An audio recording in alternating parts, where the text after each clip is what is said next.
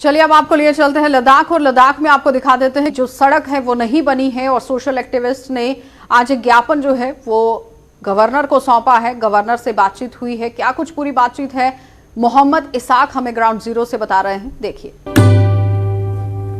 आदाब नाजरीन, गुलिस्तान न्यूज में एक बार फिर आप सभी का स्वागत करते हैं। इस वक्त हमारे साथ बात करने के लिए मौजूद है लद्दाख के नुब्रा वैली के तुर्तुक इलाके के एक एक्टिविस्ट गुलाम हुसैन गुल्लू साहब। गुल्लू साहब लगातार कोशिश करते हैं कि जो कि तुर्तुक एक दूर दराज इलाका है लद्दाख का, वहां पे लोगों की किस तरह की मुश्किलात है उसको हुक्काम वाला तक पहुंचाने की लगातार कोशिश करते हैं ऐसे सोशल एक्टिविस्ट। हमारे साथ बात करने के लिए बहुत बहुत शुक्रिया गुलाम हुसैन गुल्लू साहब। जिस तरह से आपने अपने इलाके के इशूज को हुक्काम वाला तक पहुंचाने के लिए गवर्नर साहब के साथ मिला है, और वहां पे कौन कौन से इशूज थे जो आपने रेस किया, और गवर्नर साहब की तरफ से यूटी एडमिनिस्ट्रेशन लद्दाख की तरफ से किस तरह के एश्योरेंस मिला? जी शुक्रिया।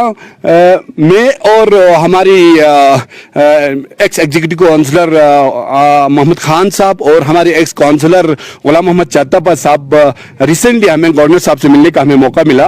गवर्नर साहब के सामने हमने हमारी देरीना कुछ मांगें थी वो फिर से एक बार रखे, जिसमें हमारी तुर्तुक और हनु का मसला था। तो तुर्तुक हनु रोड जो कि आप लोगों को मालूम है तुर्तुक से श्रीनगर पहुंचने में 650 किलोमीटर की मसाफत हमें तय करना पड़ता है।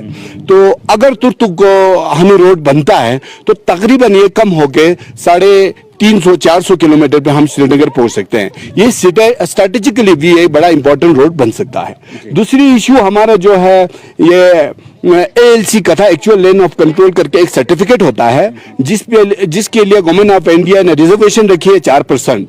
तो आज हम सबको मालूम है कि अनएम्प्लॉयमेंट की दौरा पड़ा हुआ है। तो अगर ये रिजर्वेशन वाली सर्टिफिकेट हमें मिल जाता, क्योंकि हम सरहद पे रहते हैं, ये सरहद में रहने वालों के लिए गवर्नमेंट ऑफ इंडिया ने सोच के रखे हैं, तो वो पहले इससे पहले दिया भी जाता था, मगर किसी नामालूम वजूहात पे बंद कर रखे। इसको फिर रीइंस्टेट करने की हमने रिक्वेस्ट की।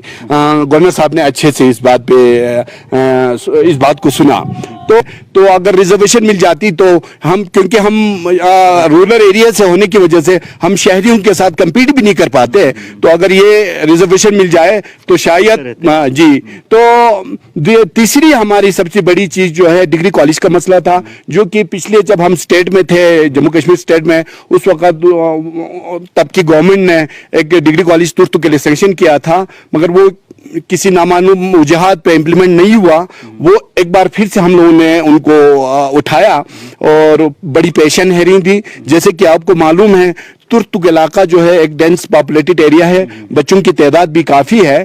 तो हमारे बच्चे जो है, आपको ये बता दूं कि लेह की एजुकेशन रेशियो को तुर्तुक एरिया के बच्चे जो है मेंटेन करता है, क्योंकि लेह के जो भी बच्चे हैं या यहाँ के प्राइवेट स्कूलों में जाने की तरजीह देते हैं।